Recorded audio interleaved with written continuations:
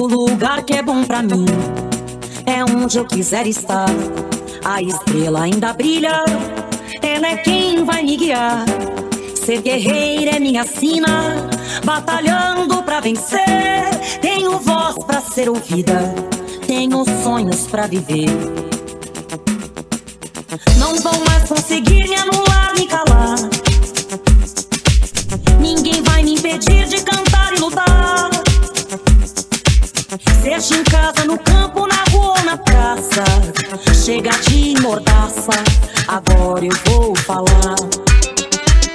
Porque eu sou mulher pra fazer acontecer. Eu sou uma delas, são elas por elas, ocupando os espaços de poder. Porque eu sou mulher pra fazer acontecer. Eu sou uma delas, são elas por elas, ocupando os espaços de poder.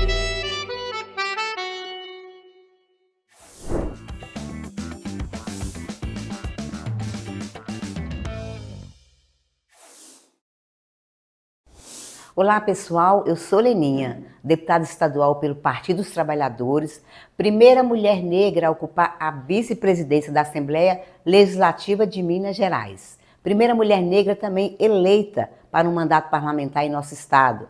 A primeira mulher também negra eleita e indicada para liderar a bancada feminina da casa.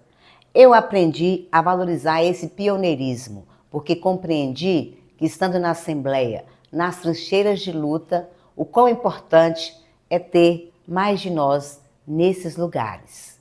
Eu sou do norte de Minas, nasci aqui em Montes Claros. Eu sou bióloga de formação, também sou mestre em desenvolvimento social pela Universidade Estadual de Montes Claros, a nossa querida Unimontes. Fui professora, fui dirigente sindical, estive à frente da CUT Regional Norte de Minas e também na diretoria do Sindiúti. Estou no PT desde a sua fundação aqui na minha cidade. Toda a minha formação política se deu nos movimentos populares, nas comunidades eclesiais de base e também nas pastorais sociais. Estive na articulação do Semiárido Brasileiro, a articulação chamada ASA, e também na Cáritas Brasileira. E tive a honra, nesse período, de coordenar o programa 1 Milhão de Cisternas, que é um programa que mudou a realidade do semiárido brasileiro, implementando tecnologias sociais de convivência com a seca. Estive por mais de 20 anos no Centro de Agricultura Alternativa do Norte de Minas, onde também atuei no campo da agroecologia, na implementação de projetos de desenvolvimento e fortalecimento também da agricultura familiar e de políticas públicas. Mas eu também queria, daqui do Norte de Minas, das Gerais das Minas, cumprimentar a coordenação desse importante curso, as participantes também desse módulo que está discutindo políticas públicas para as mulheres, um tema muito importante e que neste debate municipal a gente precisa trazer também as demandas para o debate, para a disputa municipal. É urgente e necessário o debate sobre este tema. Penso que se não nos apropriarmos de forma efetiva dessa discussão, vamos ficar continuamente tangenciadas da proposição, da ação e, de certa medida, apenas beneficiárias de nossas próprias pautas. Digo isso porque se fala em políticas públicas para as mulheres e não de mulheres construídas, coordenadas por nós, e temos muito, mas muito mesmo a contribuir. Precisamos cada vez mais ocuparmos os espaços de poder e também da política, sem medo, sem pudor, porque na prática as instituições reproduzem o contexto social a que estamos submetidas. Os espaços públicos são como espelho do país patriarcal e ainda conservador que nós vivemos. O direito ao voto é uma conquista relativamente recente. Há apenas 92 anos, nós mulheres tivemos a autorização de participar do processo eleitoral no Brasil. Uma luta de quase meio século para chegarmos a essa condição. As nossas conquistas são recentes do ponto de vista da cronologia, mas sem dúvida importantíssimas. Se hoje estamos aqui, neste encontro, é porque muitas mulheres que nos antecederam não se intimidaram, não se calaram, se movimentaram. Mas ocupar espaços é, sobretudo, comprometer-se com a representação. Temos mulheres eleitas que ocupam espaço de poder e são contraproducentes. Precisamos ter consciência de classe, saber quem somos, né, onde estamos e para quem que nós lutamos. Crucial pensar que não é possível uma mulher ocupar espaço de poder sem a nossa luta cotidiana, sem considerar as questões de classe, de gênero e de raça. Sempre fomos invisibilizadas. No entanto, quando se é mulher negra e pobre, temos ainda mais forte o movimento de apagamento da nossa trajetória. Basta olharmos para as estatísticas nacionais. Nós somos 51% da população brasileira e temos no Congresso Nacional apenas 77 mulheres com representação política. Em Minas Gerais, das 77 cadeiras da Assembleia Legislativa, apenas 15 são ocupadas por nós mulheres. E já tivemos em menor número. Na legislatura passada éramos 10 mulheres. Negras fomos as primeiras a chegar no Parlamento Mineiro.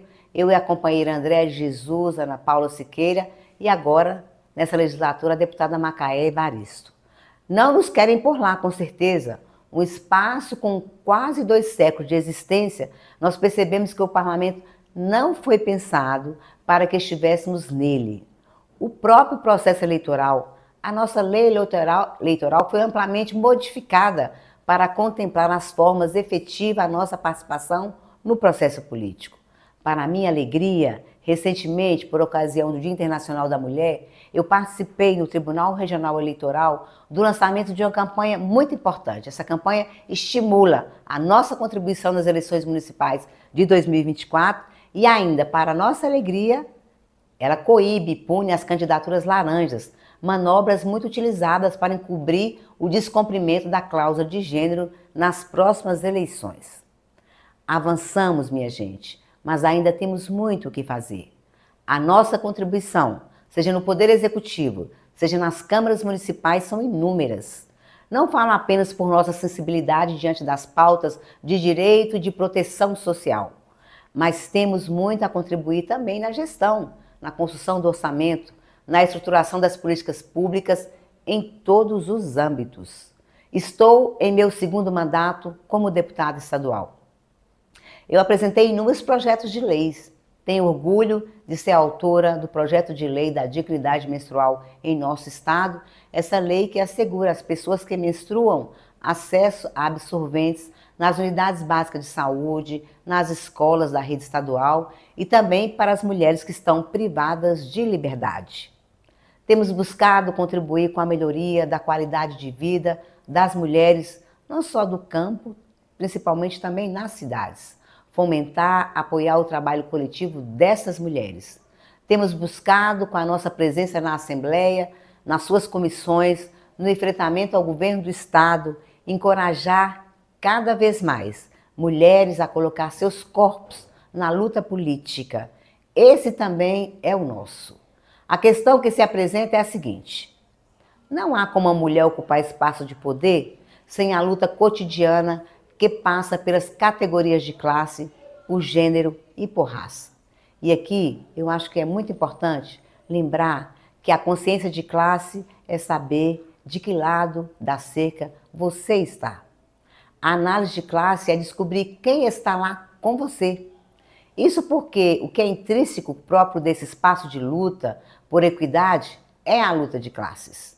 As mulheres foram e são invisibilizadas, silenciadas no processo de submissão e violação dos direitos humanos e constitucionais, sendo ainda desfavorecidas economicamente, muitas com dupla jornada de trabalho e outras subempregadas. E nessa busca de representatividade, é importante ainda lembrar que as mulheres negras, indígenas e trans estão na base da pirâmide dentro da luta por equidade. Aqui vemos explicitamente o recorte na pirâmide de gênero, classe e raça. E no serviço público, apesar das cotas, a realidade não é diferente, principalmente devido aos últimos 6 anos do nosso panorama político-social, no qual a política da opressão e da perseguição aos grupos socialmente mais vulneráveis e às instituições de educação, com sistemática tentativa de destruição das políticas públicas afirmativas.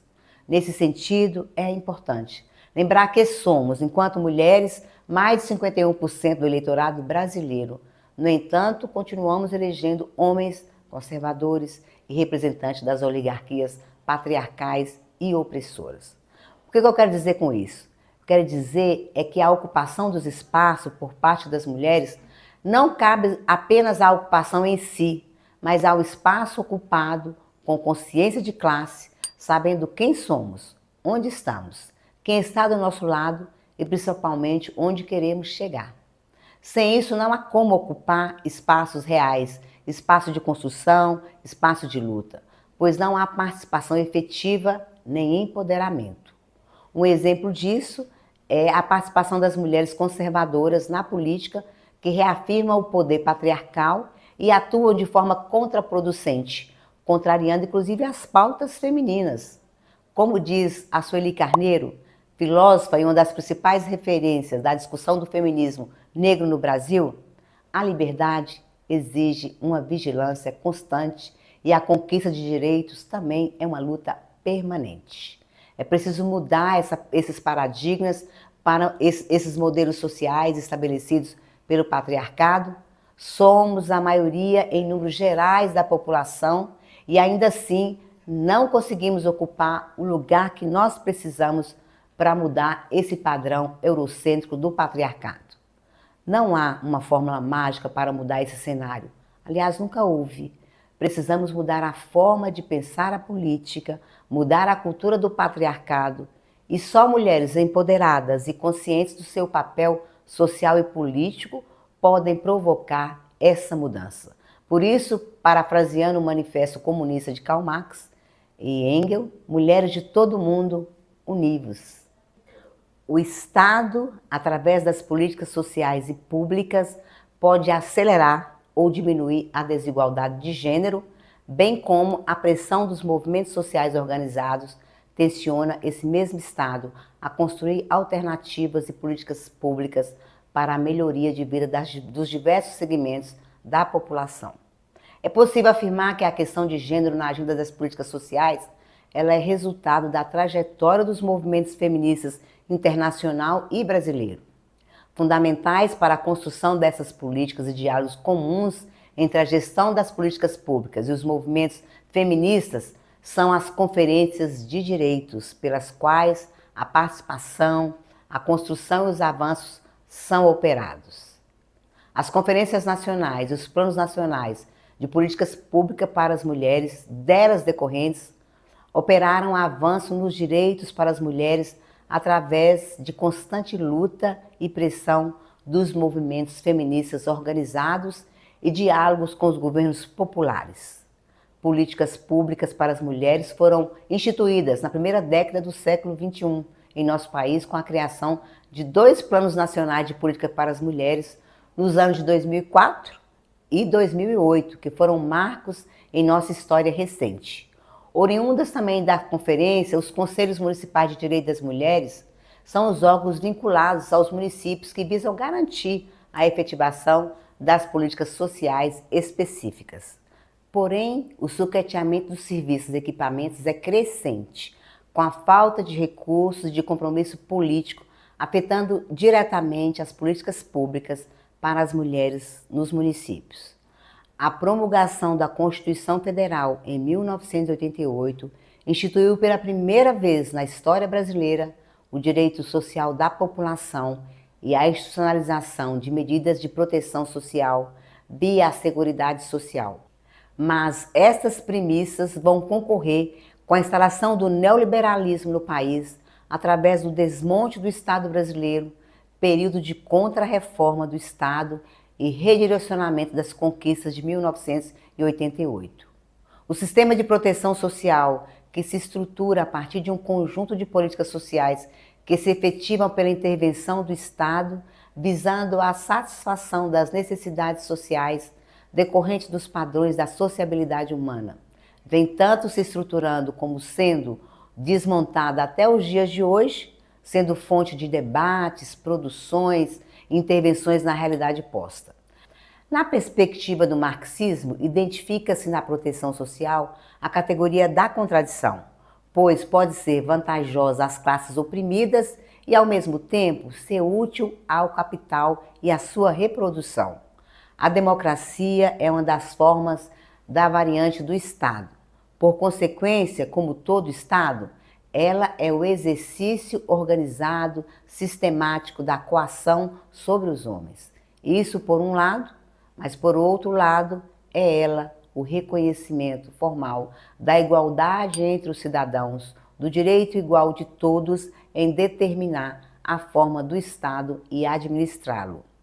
Uma das formas de proteção social são as políticas sociais que visam atender necessidades sociais, cuja resolução requer deliberada decisão coletiva, regida por princípios da justiça social, que, por sua vez, devem ser amparadas por leis impessoais, objetivas, garantidoras de direitos.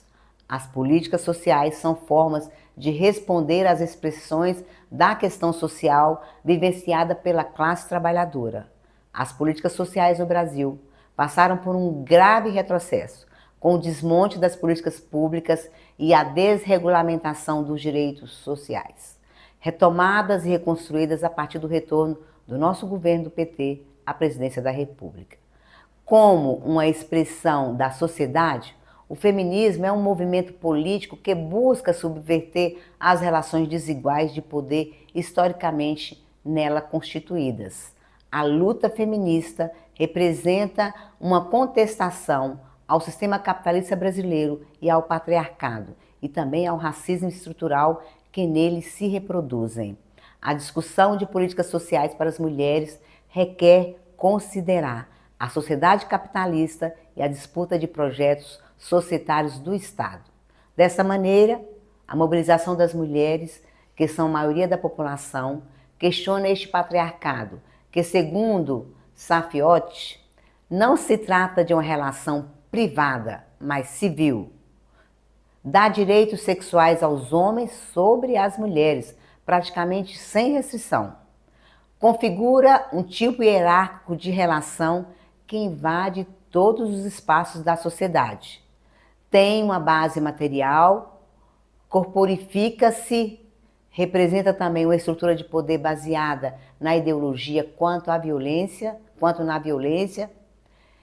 Posicionada a questão de gênero, também é fundamental destacar que a formação social brasileira é marcada por 300 anos de escravidão. As marcas são os açoites, a violência, estupro. São parte do nosso passado e sustentam o racismo estrutural atualmente. A tese central é de que o racismo é sempre estrutural, ou seja, de que ele é um elemento que integra a organização econômica e política da sociedade.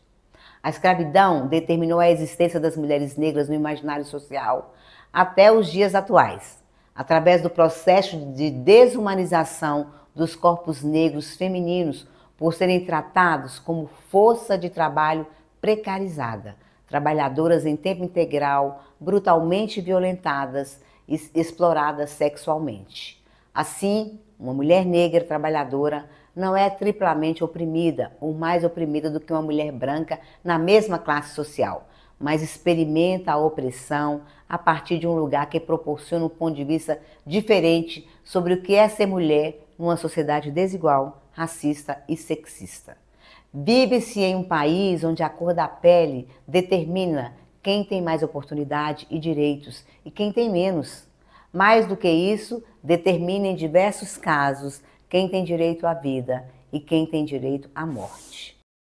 Bom, primeiro quero começar me apresentando. Eu sou a deputada federal Carol D'Artora, sou paranaense, nascida na cidade de Curitiba e ocupo hoje esse espaço na Câmara de Deputados Federal, mas venho de uma realidade e de uma trajetória com muitos marcadores sociais que promovem inúmeras barreiras e inúmeras dificuldades para que uma mulher como eu alcance um espaço como esse. Então, quero começar esse momento dessa aula e esse espaço de formação de formação política para mulheres, que tem como objetivo criar formas, trazer conscientização, trazer formação sobre que estratégias, sobre que caminhos a gente pode tomar para, de fato, ter uma ampliação do espaço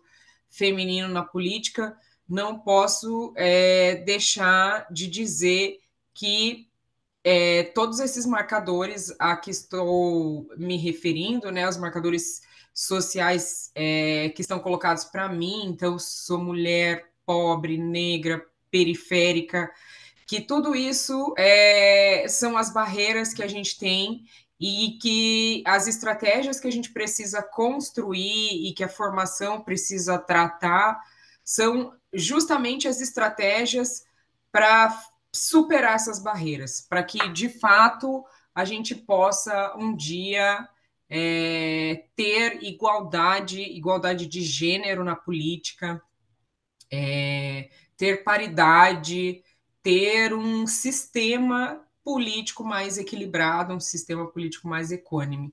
Então, fala muito, né? Eu trazer um pouco dessa minha trajetória, porque sou uma mulher preta periférica, como falei, professora PSS, sou do estado do Paraná, onde existe uma política intencional de minar todas as iniciativas que promovem conscientização, que promovem superação da alienação, superação do conservadorismo, do racismo, do machismo. Então, venho de um estado em que muitas escolas nesse momento são militarizadas, de um estado onde existe uma bancada e uma força do agronegócio muito grande. Então, isso também fala desses marcadores e fala das dificuldades para ocupar esse espaço. Então, eu queria fazer essa primeira apresentação, introdução inicial, e aí falar da importância desse tema. A gente recebe muitos relatos, como eu fui vereadora de uma capital, eu tive a oportunidade, porque numa cidade maior, numa capital, existe uma estrutura maior do município para amparar, dar suporte básico para o mandato de vereador, ou de vereadora, que é um mandato com restrições para atuação em várias cidades, e no nosso estado isso é uma realidade. Nós temos no estado do Paraná 399 municípios muito pequenos, municípios em que muitas vezes as câmaras são majoritariamente masculinas, majoritariamente brancas, são poucas as câmaras de vereadores, por exemplo, que têm a presença de mulheres, e muitas vezes essas mulheres que chegam como vereadoras nesses espaços, elas têm sequer uma assessoria. Então, como vereadora, eu pude apoiar o trabalho de várias outras vereadoras de outras cidades do estado do Paraná, porque como era vereadora de uma capital, alguns instrumentos eu tinha. Então, por exemplo, eu conseguia ter na estrutura da Câmara, onde fui vereadora, apoio jurídico, suporte jurídico, assessoria jurídica, assessoria de comunicação, assessoria, que não é a realidade de todas as câmaras. Então, aí já fala de como a estrutura não é pensada para um trabalho efetivo, muito mais quando você considera o que é a jornada de trabalho de uma mulher. Né? Uma mulher, ela é muito... A realidade que ela está colocada na nossa sociedade é muito diferente da realidade de um homem. Então, por exemplo, quando um homem chega a vereador, ele tem toda uma estrutura, um suporte social, ele tem desde quem cuide do sapato, da roupa dele, até dos filhos, se ele for pai, o que não é a realidade de uma mulher. Então, a gente tem mulheres que são mães, mulheres que somam as responsabilidades pelo lar, pela casa, porque a realidade é que nós somos, em maioria, responsáveis pelo trabalho de cuidado, que não é um trabalho visto como trabalho, que não é um trabalho reconhecido, que não é um trabalho remunerado como precisa. Então, isso fica nas nossas costas por causa dessa sociedade que se organiza de uma maneira machista. Então, a nossa atuação ela já é mais difícil e já tem mais barreiras por isso. Então, isso é uma primeira coisa que eu pude observar quando me tornei vereadora, tanto das barreiras que nos dificultam para chegar no espaço, mas também das barreiras que nos dificultam para permanecer no espaço. Então, esses marcadores sociais, eles vão falar de tudo isso, e por isso que pensar política para mulheres, pensar a formação de mulheres e pensar a ampliação para os espaços femininos é encontrar soluções para essas barreiras. E aí, a necessidade que a gente tem de formulação de política pública que parta dessa realidade. Então, uma outra questão muito importante que eu coloco aqui na necessidade de formação é que essa formação ela seja suficiente para dar sensibilidade no olhar das mulheres para que elas possam promover de fato uma representação, porque uma das coisas de que mais sentimos falta, tanto pensando a atuação política de mulheres efetivamente, mas também essa trajetória de nós mulheres na sociedade como um todo. Então, pensando nessas duas coisas, a gente tem que trazer, ter a sensibilidade de nessa representação, de na forma como a gente pretende se comunicar politicamente, que a gente consiga dar voz para tudo isso que é silenciado há muito tempo. Porque muito do que as pessoas trazem, muito do que as mulheres dizem, muito do que essa sociedade está dizendo, é que não se sente mais representada, que não se sente mais, que não se vê mais na política, que muitas vezes a política não fala mais com ela. E realmente a gente está vivendo esse momento de limite, porque houveram muitos avanços nas políticas que foram voltadas a trazer mais pertencimento para as pessoas, a fazer com que as pessoas tivessem uma identidade mais consolidada. Então, nos governos do PT anteriores, a gente teve muito fomento para essas políticas, como, por exemplo, a política 10.639, a primeira lei aprovada pelo presidente Lula, que fazia o resgate da cultura e da história afro-brasileira e africana, e isso teve uma força muito grande dentro dessa sociedade, que é 56% negra, e uma sociedade que sofreu o apagamento dessa história negra, dessa população negra, dessa identidade negra, como formadora da sociedade brasileira em todos os sentidos. Então, com uma presença fortíssima na cultura, com uma presença fortíssima na literatura, nas artes, na culinária, na linguagem. Então, essas políticas elas fizeram efeito e essas pessoas hoje elas têm mais consciência do que são e de quem são. Então, ao passo que elas não se veem mais representadas, e isso é uma realidade que se coloca para as mulheres negras, para as mulheres indígenas, enfim, para toda essa diversidade de mulheres que existe na sociedade. Na medida em que elas não se veem e também não percebem soluções que falam com a vida delas, nos discursos que são colocados hoje, né, se a gente for olhar os políticos brasileiros, quem são os políticos brasileiros? Majoritariamente homens, né? Se a gente for olhar a realidade da política brasileira, ela é esmagadoramente masculina. Então, não é possível que essas pessoas continuem promovendo representação efetiva, né? Principalmente quando elas não conseguem dialogar com as reais necessidades dessas pessoas que hoje têm mais pertencimento e sabem muito mais quem são, o que são, de onde partem e o que necessitam. E no caso das mulheres, hoje a gente sabe exatamente quais são várias das nossas urgências, politicamente falando. Então, infelizmente, a gente ainda está num contexto que a gente tem que falar da urgência do combate à violência contra as mulheres, os feminicídios que ainda são uma realidade, e os feminicídios que aumentaram entre as mulheres negras. E aí esse peso que a questão racial traz, essa multiplicidade que a questão racial, que a orientação sexual traz.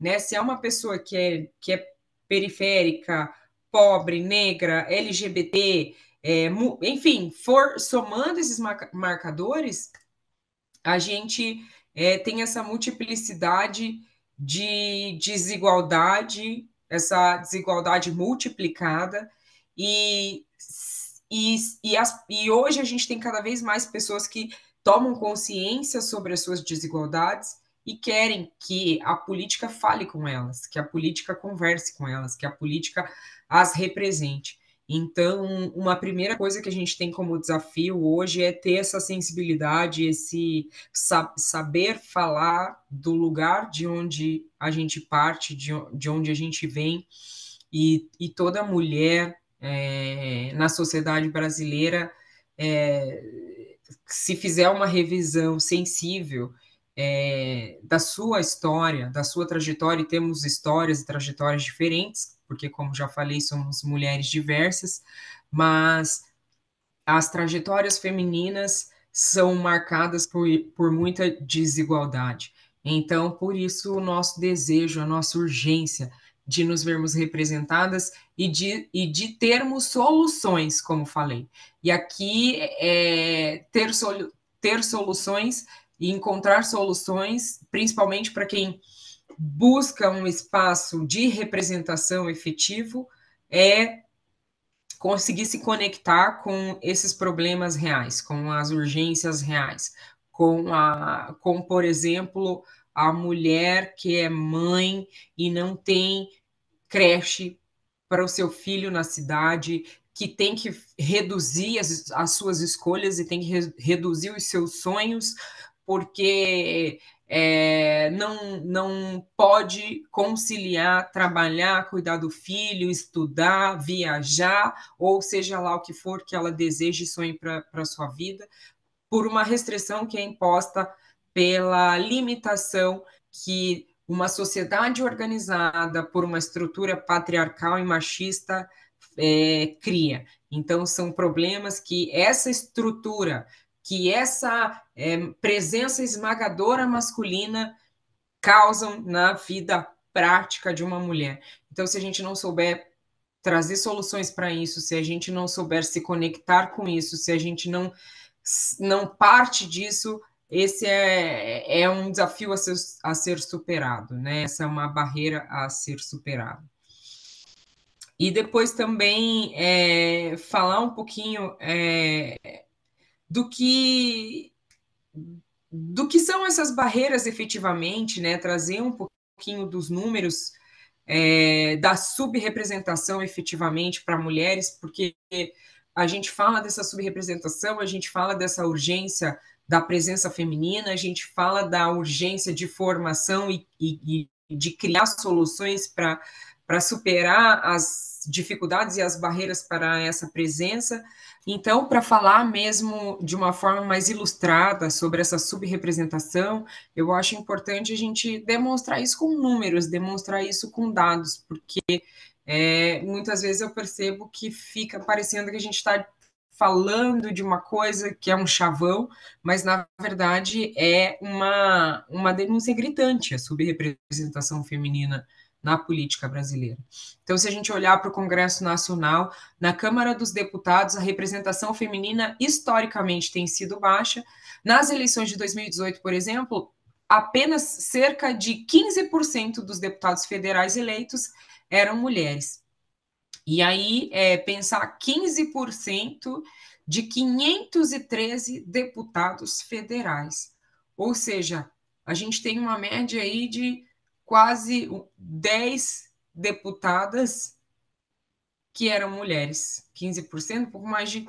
Então, assim, é um número assustadoramente, gritantemente baixo. No Senado Federal, embora a representação feminina seja ligeiramente maior em comparação à Câmara dos Deputados, a gente pensa, no Senado a gente tem uma representação feminina um pouco maior, mas é muito desproporcional esse um pouco maior, porque é pouco, e se a gente comparar com a Câmara de Deputados, ainda está muito longe de ser igualitária. Então, em 2018, aproximadamente 13% dos senadores eleitos eram mulheres.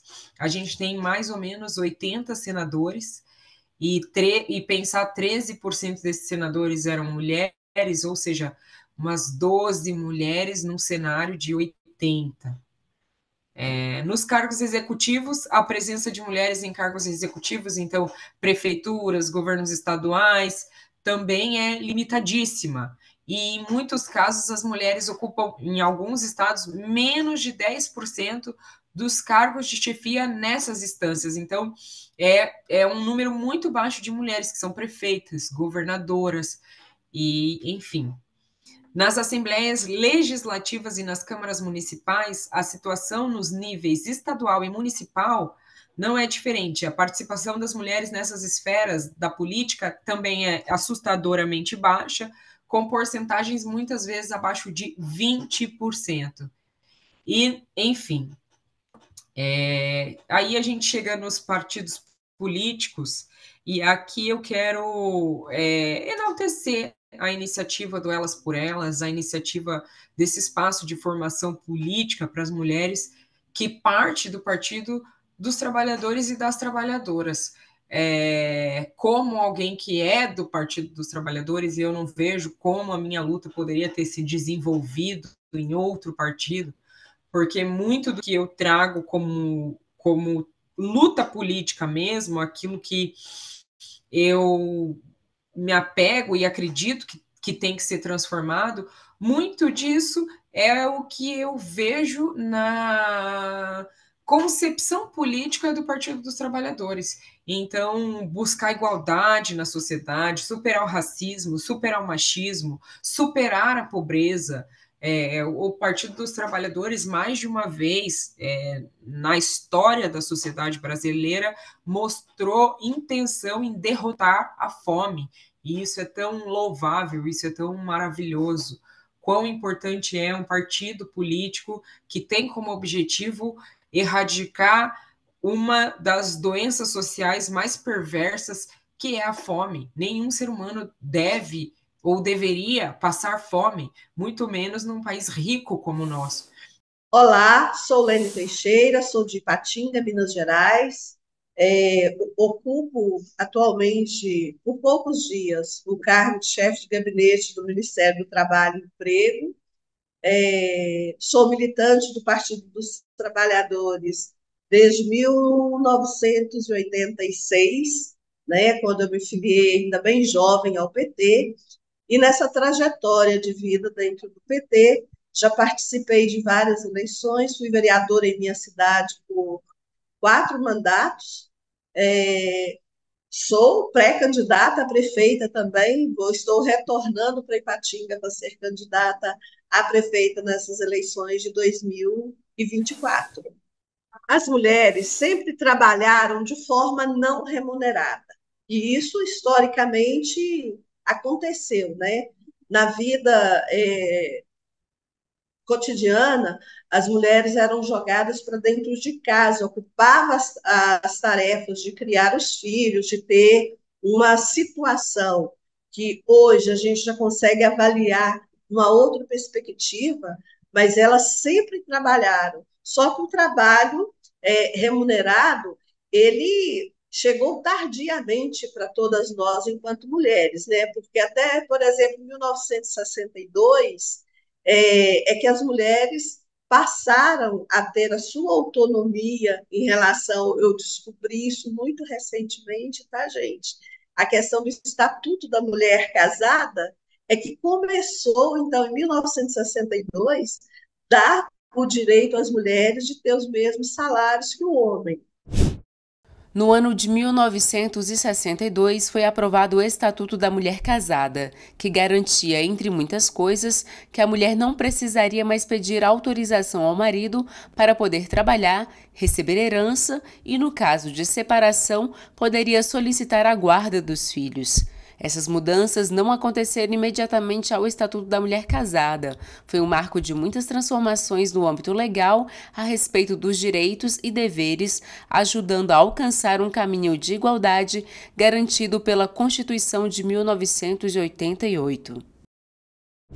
Nós vamos perceber que, embora a própria CLT, quando foi promulgada, já previa, né, essa igualdade de salarial, igualdade de oportunidade, mas no mercado de trabalho, a forma como que nós sempre fomos tratada nos colocava numa situação bem abaixo, né, bem diferente de oportunidade e de condições remuneratórias entre homens e mulheres.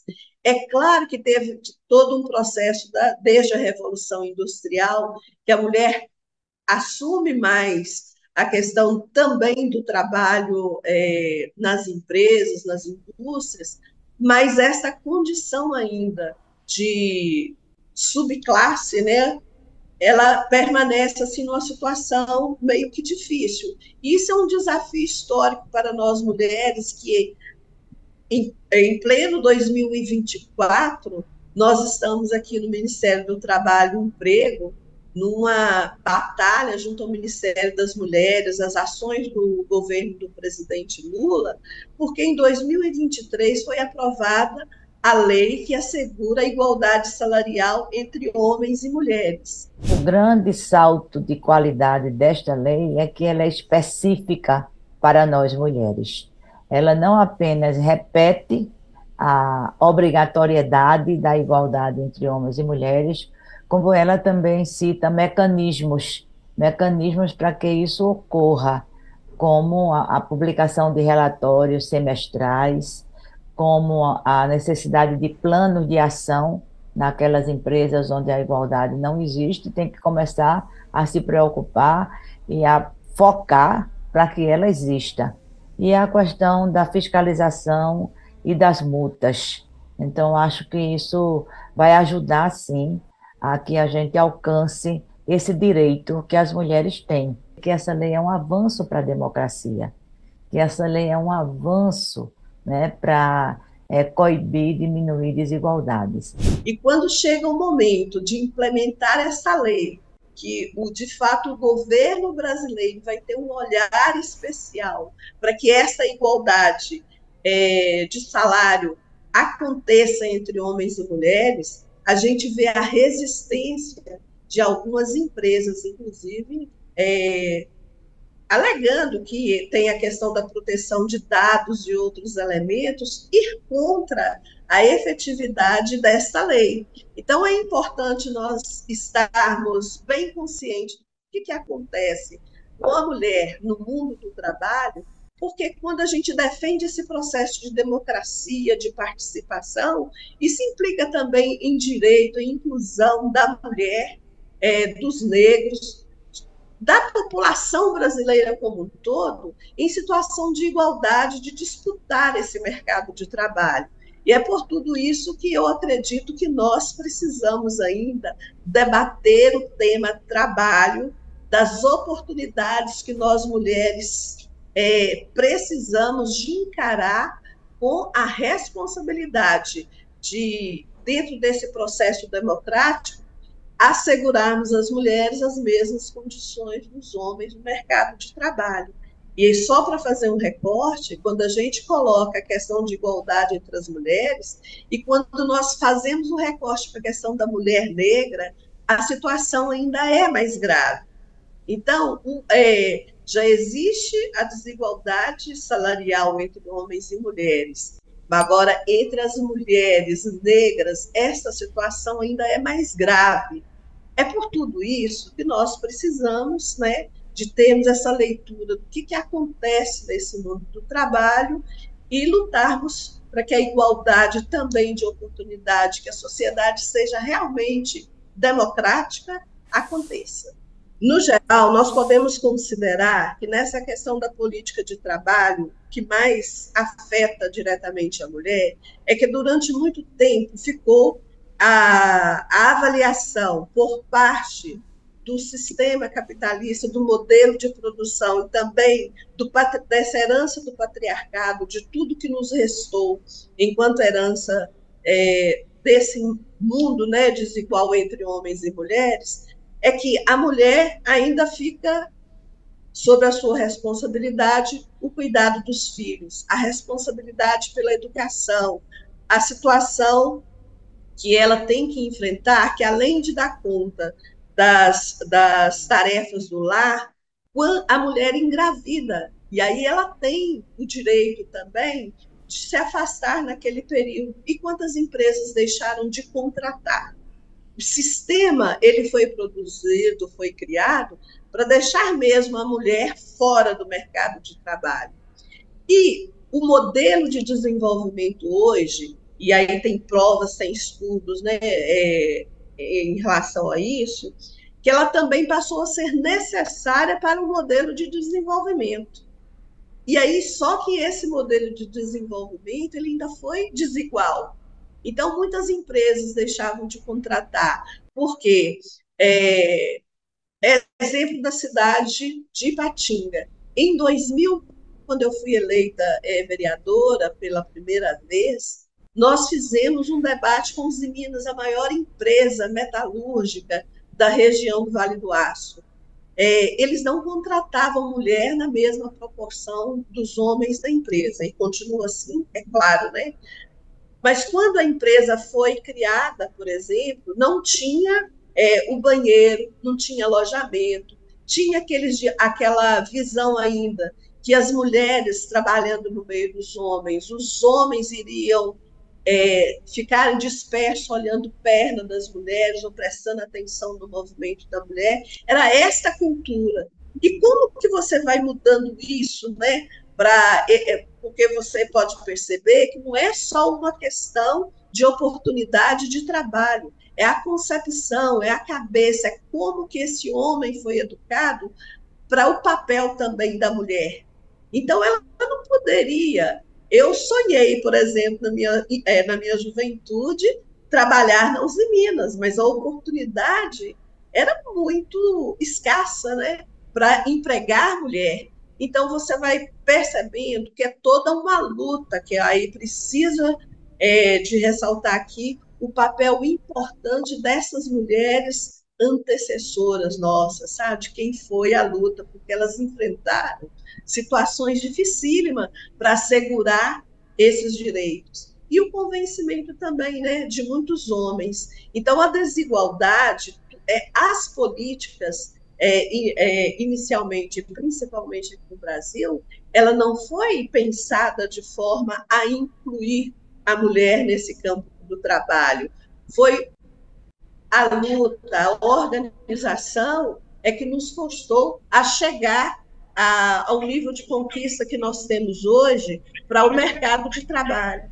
Então, todas as conquistas que nós tivemos ao longo da história têm a ver com a luta também das mulheres, a emancipação, né, e a luta por direitos que assegura, inclusive, o direito ao trabalho. E isso significa também o grande desafio de pensarmos hoje a política do cuidado, porque esta mulher saiu, ocupou também o mercado de trabalho. Hoje, acredito que, socialmente, a gente está retomando a política de pensar que o lugar da mulher é onde ela quiser. A gente conseguiu avançar muito nisso, mas, além de lutar contra aqueles que acreditam que a mulher ainda tem que voltar para dentro de casa, que tem que cuidar da casa, você tem também uma organização social que ficou sob a responsabilidade da mulher o cuidado da criança, quando alguém na família adoece, a responsabilidade é da mulher. Então, nós precisamos de fazer com que essa mudança cultural aconteça de fato.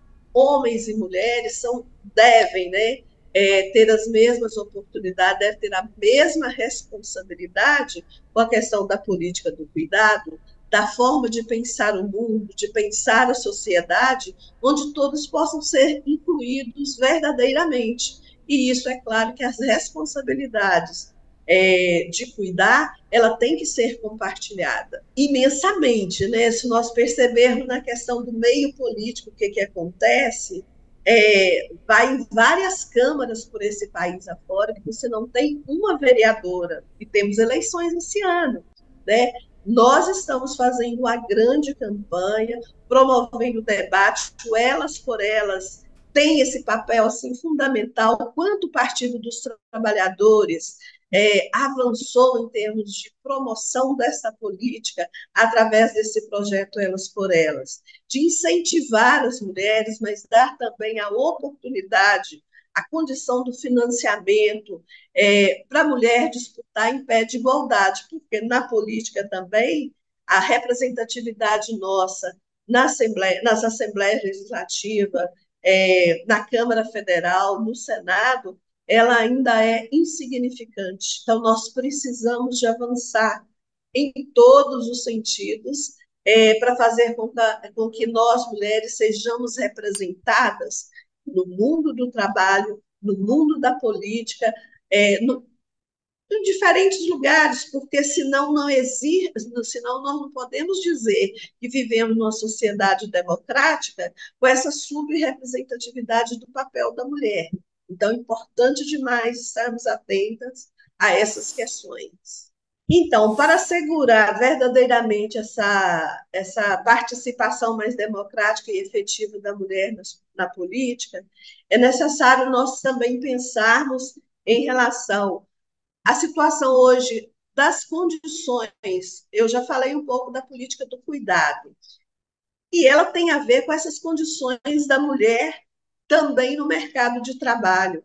Se você não tem a creche que funcione, né, de forma integral, nós estávamos discutindo outro dia de entrar no programa de governo, por exemplo, e para atender as comerciárias, a mulher que trabalha no comércio, como que as creches podem funcionar de 8 às 17 horas? Não teria que ser pensado uma política que estendesse esse horário de atendimento? E aí não é só para atender a mulher, porque o homem também cumpre esse horário, né? Então, como que vai pegar essa criança nesse horário? Pensar diferentes políticas que abram a possibilidade de ampliar as oportunidades para todos. E não é entregar, gente, é muito importante, porque a gente enfrenta cada debate, e não é entregar isso como uma tarefa do Estado resolver o problema da nossa família, não. É nós, enquanto sociedades, que devemos exigir deste Estado as condições de pleno funcionamento e condições de existência das nossas famílias, com os nossos princípios, com as nossas orientações, assegurando esse direito para todos e todas. Porque nós enfrentamos o debate e parece que isso é um problema nosso enquanto mulher. E é aí que está você convencer que essa tarefa do cuidado cabe ao homem também, cabe a nós, enquanto seres humanos, né? Darmos conta da nossa geração. E você, ao pensar a sociedade, ao organizar de forma adequada o funcionamento, o respeito, pensar no bem-estar das pessoas, é você assegurar isso também enquanto direito e oportunidade. Anote na sua agenda e não esqueça que amanhã tem mais. Fique ligada e não perca os próximos temas do TV Elas por Elas Formação, que é de segunda a sexta-feira, sempre às 4 horas da tarde, aqui na TVPT. Reveja esta e outras aulas na playlist TV Elas por Elas Formação, no canal da TV PT no YouTube ou em formato de podcast no Spotify.